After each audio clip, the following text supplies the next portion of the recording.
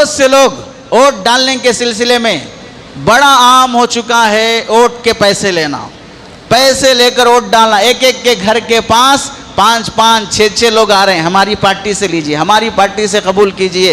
हराम है, रिश्वत है, खिंजीर का गोश्त खाने के बराबर जुर्म है रिश्वत लेना और वोटिंग पर पैसा लेना।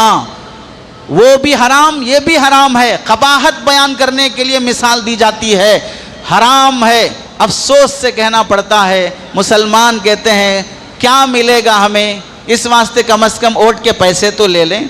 5 पार्टियां दी, 5ओं से लिया है और बोल लिया कि तुम इसको डालो, तुम इसको डालो, तुम इसको डालो। इतने ज़मीर फरोश, इतना अपने आप को सस्ता बना लिया। 500 की हैसियत है तुम्हारी, 1000 की हैसियत है तुम्हारी, 2000 पे बिक गए। जब तुम 2000 पे बिक सकते हो तो कारपोरेटर 5 लाख पे बिक गया तो क्या हुआ, एमएलए 50 लाख पे बिक गया तो क्या हुआ, और दूसरे लोग 1 करोड़ 2 करोड़ पे बिक गए तो क्या हुआ।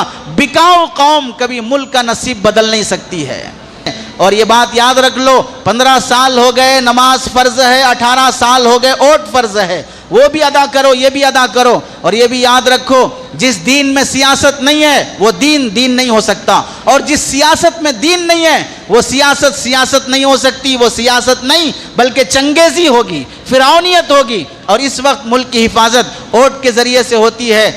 और ये बात भी याद रखो, तूफ़ान के वक्त जंगल के दरिंदे भी अपने शिकार के साथ समझौता कर लेते हैं कि मैं तुझे नहीं खाऊंगा, तू मुझसे भागने की ज़रूरत नहीं है, तूफ़ान आया है, हम सब उससे भागेंगे। उसके बाद देखा जाएगा जो भी है। इन दरिंदों से हमें सबक लेना चाहिए। तूफ़ान जब आता है, जंगल को बचाना है, तो हम दरिंदा भी किसी पर शिकार नहीं करता। ये इलेक्शन भी इस वक्त का तूफ़ान है।